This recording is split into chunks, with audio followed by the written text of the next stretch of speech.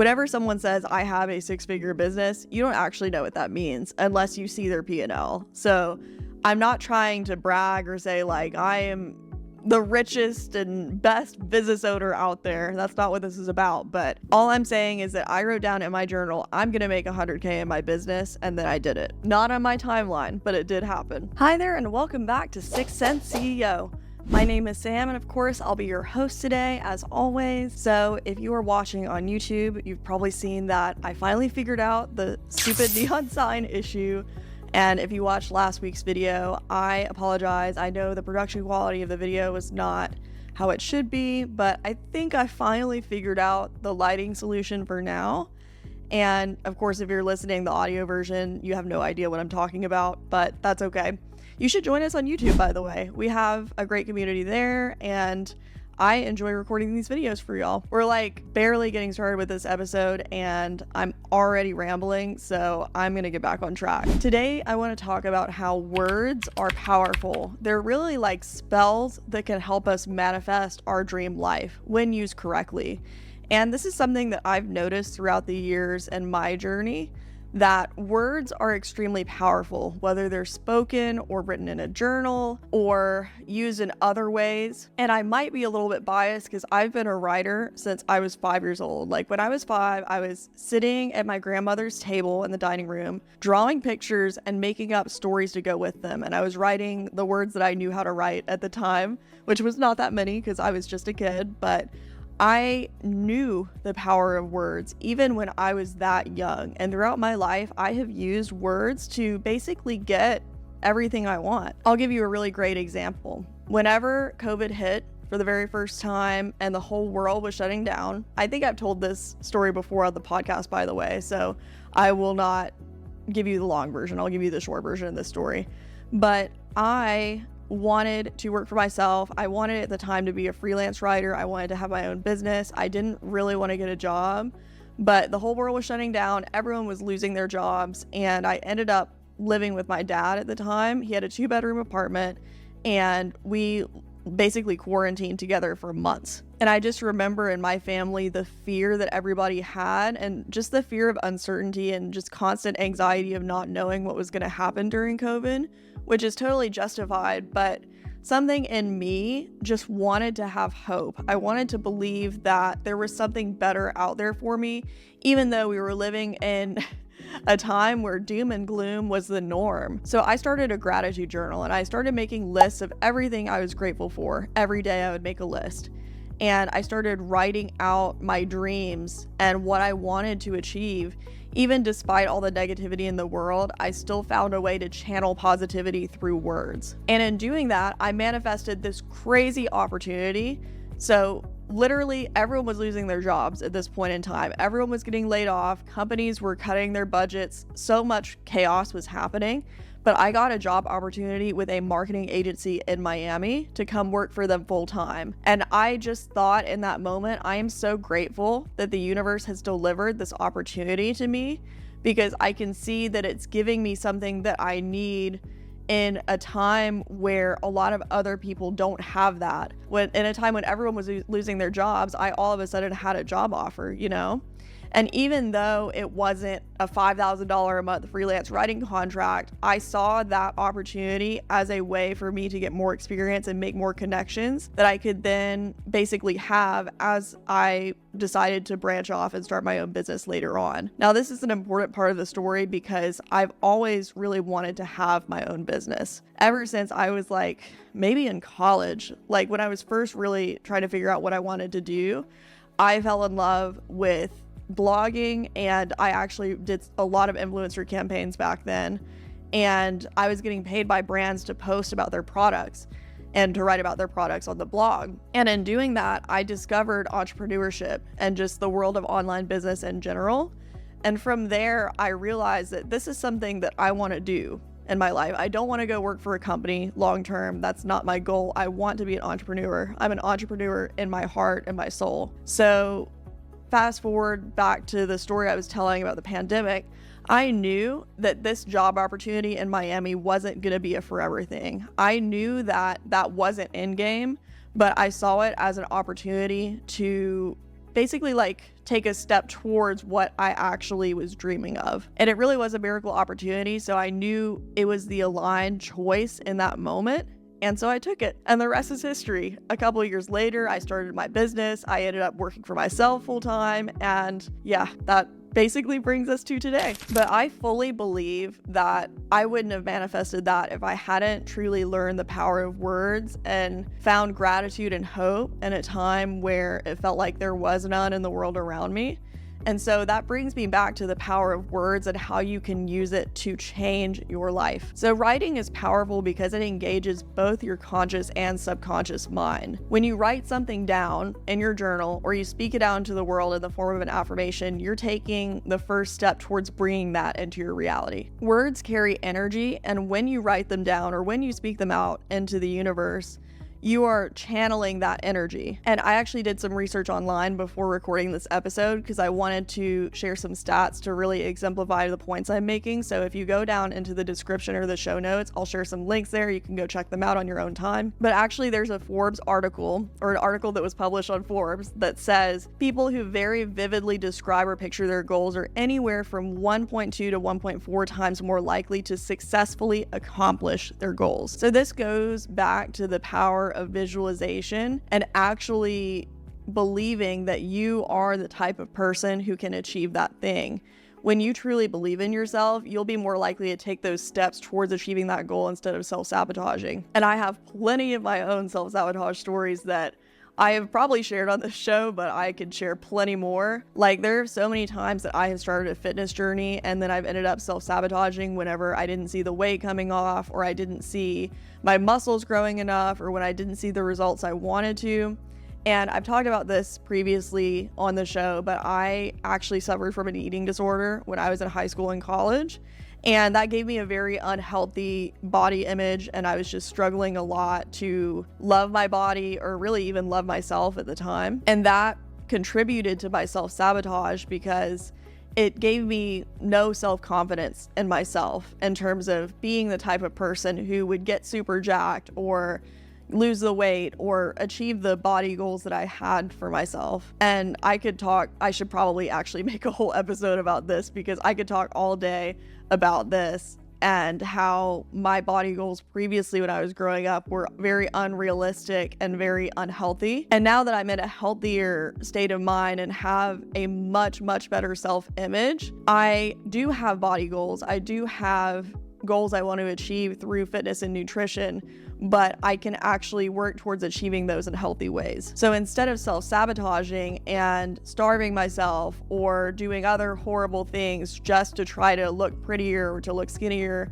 I can actually work to build sustainable habits to achieving my dream body. There's a big, big difference between the two, and I think a lot of people don't realize that. So another scientific study I would love to share is from the University of California, and it's about something called the generation effect. Now, this suggests that when we write things down, we're more likely to remember them and act on them. So if you write something down, you're more likely to actually remember it and actually remember to build the habits to achieve that goal rather than it just getting lost in the abyss of your mind. So as far as just thinking about memory or accountability is really the word I'm looking for, you can't beat writing down your goals because once you have it written down, you're committing to it in a way. So like I said, words or spells, write your goals down and watch them manifest after you put in the work, of course. So another way to really leverage the power of words for manifestation is by writing gratitude lists.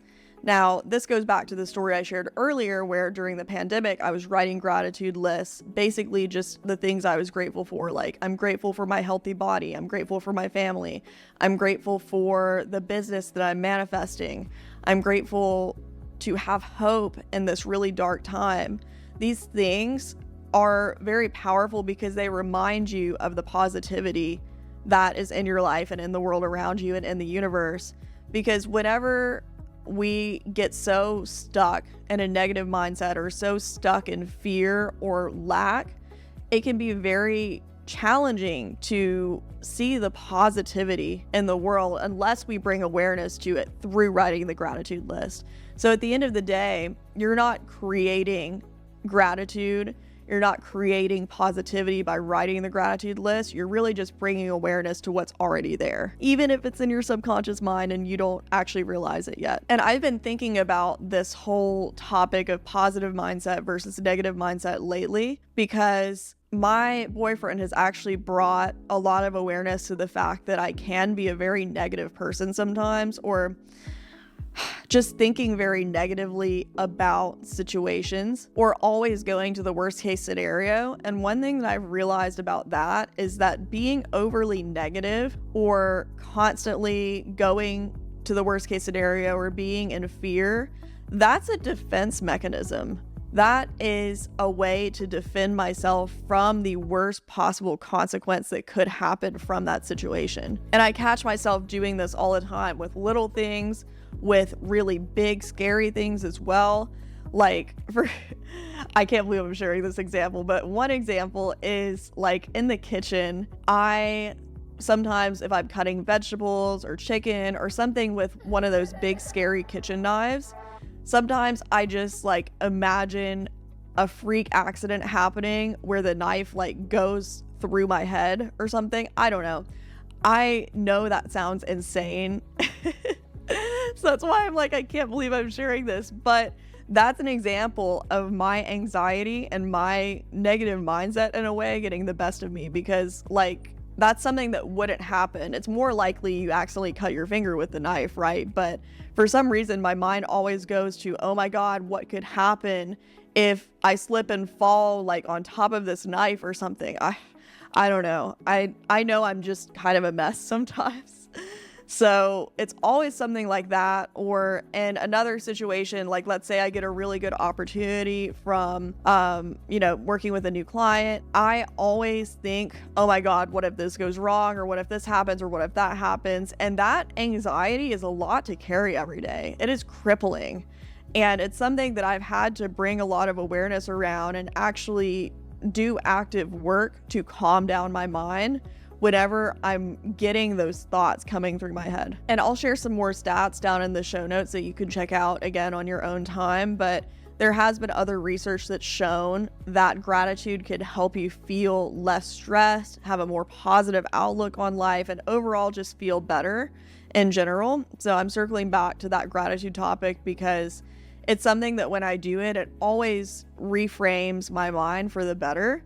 And if you don't have a gratitude practice in your life currently, I would highly recommend it. And the last thing I'll say on this topic is I never thought of myself as being a negative person. I didn't realize that I constantly had these issues with this negative mindset and this anxiety just taking over my whole personality, in the words of my boyfriend. But I wanted to talk about this as well because you could also be falling for that, or you could be doing things or constantly going to the worst case scenario without even realizing it.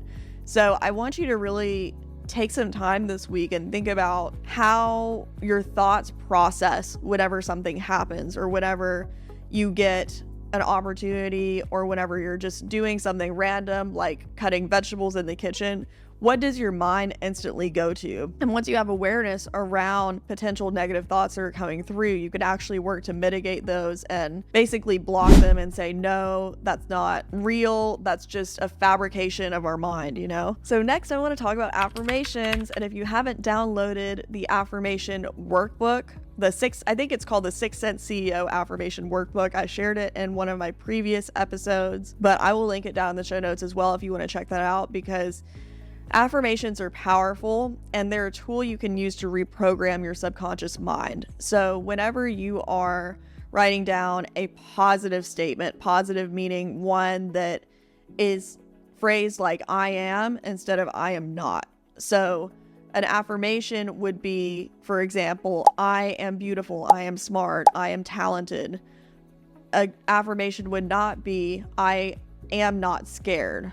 You know what I mean? Because you want it to be phrased in the positive versus the negative. But anyways, going back to my definition of affirmations, basically this is a tool that you are essentially using to train your mind to believe a certain way versus a limiting belief that's holding you back. So, for example, a long time ago. And up until recently, I had a limiting belief that I was not pretty enough or cool enough or talented enough or funny enough to succeed on social media or to have a YouTube channel or to have a podcast or any of that. I just thought I was not that girl. And that belief held me back for so many years. Even when I started creating content and working with brands back in 2017, I still had this limiting belief that was holding me back. And that caused me to post inconsistently and to not fully see through the opportunities I had, and to basically just drop the ball on my dreams and my goals. And that's really sad. I wouldn't say I regret it because it was a part of my journey, but at the same time, I want to prevent other people from going through that. And that's why it's important to train your mind to view yourself in a positive way and view yourself as a capable person rather than constantly letting limiting beliefs self-sabotage you. One great way to use affirmations is to write them in your journal. If you're a writing girly, if you're not, you can speak them out while you're doing your makeup. Doing mirror work is great. So that's where you literally look yourself in the eye in the mirror and you say your affirmations. That can be incredibly powerful because it actually affects how you view yourself, because you're repeating the affirmations and reinforcing those statements while you're looking at yourself. And affirmations actually create new neural pathways in the brain, which is so cool. And that's how it actually reframes those limiting beliefs into more empowering ones. And this is actually something I did in my journey whenever I was pursuing my goals of starting a business or becoming a digital nomad. I would write my limiting belief on one side of the page, and then I would write the empowering belief to replace it on the other side. And by doing that, I was able to form a connection between the two and actually understand in my brain what the limiting belief was being replaced with. And this practice is especially powerful if you feel like your dreams and goals are really far away, because I have my 5-year goals, 10-year goals, 15-year goals. Like, I think really far into the future about everything, and where I want to be in 15 years does feel really far away from where I am right now. But by rewiring these limiting beliefs in the present, we set ourselves up for success, and the pathway to achieving that goal becomes clear. So make sure you write your goals down, make sure you take the time to reframe your limiting beliefs, and you'll be set. Now, one thing I also want to say about this is if you have a goal that feels like insanely hard to reach, like if you want to win the Olympics or something, I have never been an athletic girly. I don't know why I use that as an example, but let's say you are a gymnast and you want to win the Olympics. Okay.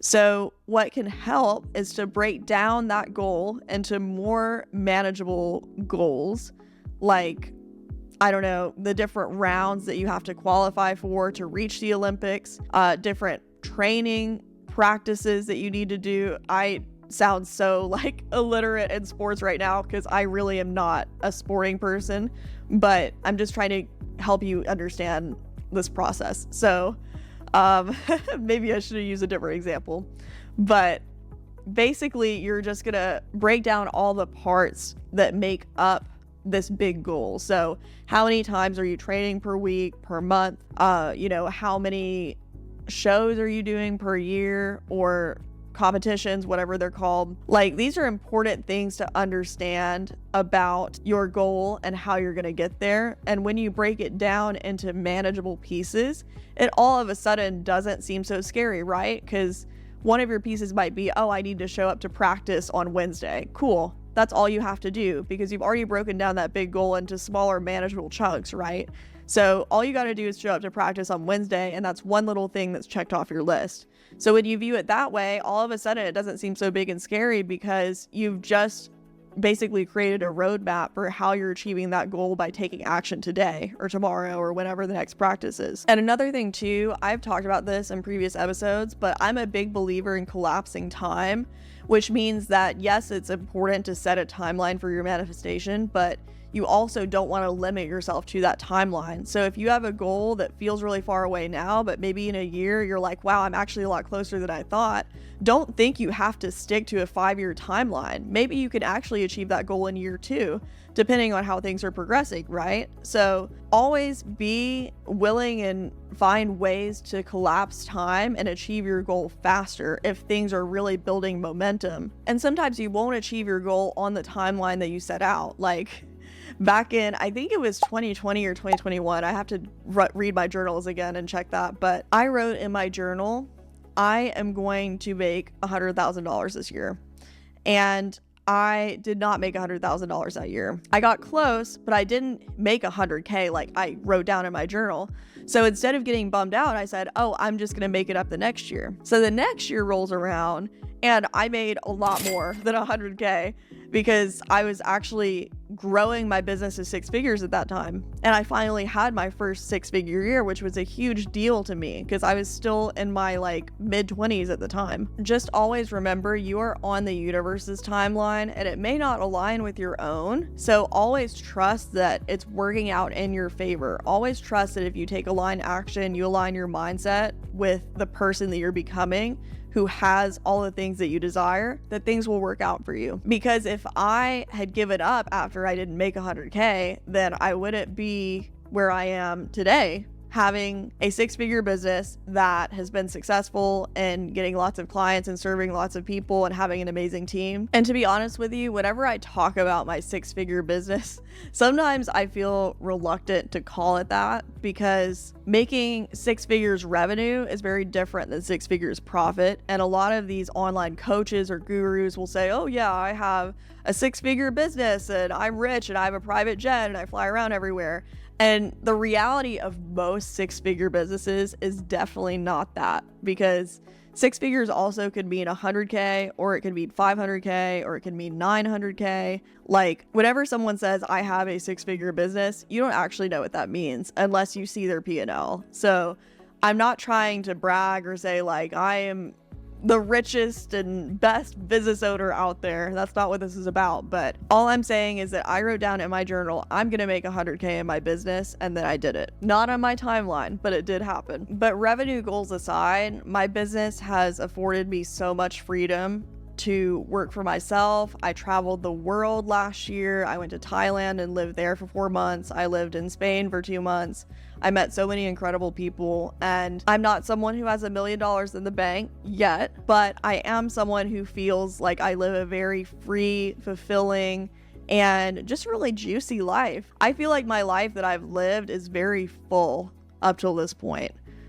Honestly, if I died tomorrow, I'm gonna knock on wood because I don't want to jinx myself, but I would die happy because I feel like I have lived such an incredible life up till this point. I've done so many things that a lot of people don't get to do that, I just feel fulfilled by everything. And that's something that will always be a luxury to me. Anyways, I'm getting off topic, but that just shows how gratitude as well, and being grateful for your experiences and who you are, who you're becoming, things you've achieved, things that you are. These are all wonderful things to celebrate, and by celebrating you attract more abundance into your life, into your reality. I mentioned this in the last episode, but I just got a life-changing business opportunity and I am so excited for it because I know I'm gonna be able to do so much more with my platform and with my skills and just serve a lot more clients. So I'm super stoked about that. And actually that brings me to my next point, that it's important to be open and willing to take on new opportunities rather than sticking so rigidly to your goals sometimes. Because honestly, my business, I have a marketing company, it has evolved and grown into so many different things that I guess I wasn't really expecting. Because in the beginning, I've told this story before, but I was I'm gonna have $1 million marketing agency. We're gonna do 7 figures. We're gonna have tons of clients. We're gonna have a huge team of people. And once I scaled up to 30K months, I realized that was not what I wanted because I hadn't fully set up the processes and systems in place to achieve the level of success that I wanted while maintaining my happiness and my sanity. That was a really dark time in my life because I wasn't taking care of myself. I wasn't I wasn't happy. That's the best way to put it. I just wasn't happy at all with my business or my life, despite all the outward success that I had. Whenever I told people how much money my business had made, they said, wow, congratulations, that's really impressive. And it may have been, but I almost couldn't take the compliment at the time because I knew that the way that business was set up was destroying me mentally and physically, and just, it was really bad. So that's why whenever I talk about my 6-figure business, it's not in a way to say that revenue goals are everything. And you need to keep in mind the types of opportunities that come into your world and which ones are actually more aligned with you and your desires and who you want to become, really. And that's why for the last year, my marketing agency hasn't been doing 30K months, because I can't scale back up to that point unless I have the right systems and people in place in order to maintain that level of service for the clients, you know? But honestly, lately, I've just been really enjoying doing the podcast and creating content and growing my online platform here. That's been a lot of fun for me. And I think just because I'm more of a creative person at heart, that has brought me a lot of joy. And right now I'm just following the joy and seeing where it takes me. And this was another thing I was going to mention too, is whatever you're writing, like for example, journaling, or maybe you're even writing a story, a fictional story about something, which is what I loved to do as a kid. It was one of my pastimes. Writing unlocks a different part of your brain that's more on the creative side. So whenever you're journaling or you're writing a story or something, you could actually be consciously or unconsciously creating with the universe by opening your mind to the different possibilities in the world around you. So definitely don't take journaling for granted. Don't take writing in general for granted, because again, words are spells. They're powerful. Treat them with respect. And always remember that dreams, goals, and gratitude are really your ticket to manifesting and bringing your desires into reality. So I'll leave you with this. Definitely incorporate a writing practice into your day if you haven't already, unless you absolutely fucking hate writing. And if you do, I'm sorry, I can't relate because I'm such a writing girly, but incorporate some kind of practice into your day that centers around words. And maybe if it's not writing, it's speaking affirmations into the mirror through mirror work, or doing some other form of spoken manifestation practice, you know? I'll never push a very specific practice onto you because everyone's rituals look different. Everyone benefits from different practices. And I'm really a firm believer in individualized manifestation practices and rituals and routines and all of that. So at the end of the day, you should just do what works best for you and go from there. All right, well, that is it for today's episode. If you enjoyed it, then make sure you share your manifestation wins with me on Instagram and tag me. I would love to reshare your posts and see how you're applying the things we're talking about each week. And also, I've linked the studies I mentioned down in the description box below, so you can check those out, as well as the affirmation writing workbook I mentioned, which was previously shared in a podcast episode before, but I'm resharing it again because I think it's great for reframing limiting beliefs. And that is it, my loves. So I will talk to you very soon, and I hope you have a beautiful rest of your week. Bye.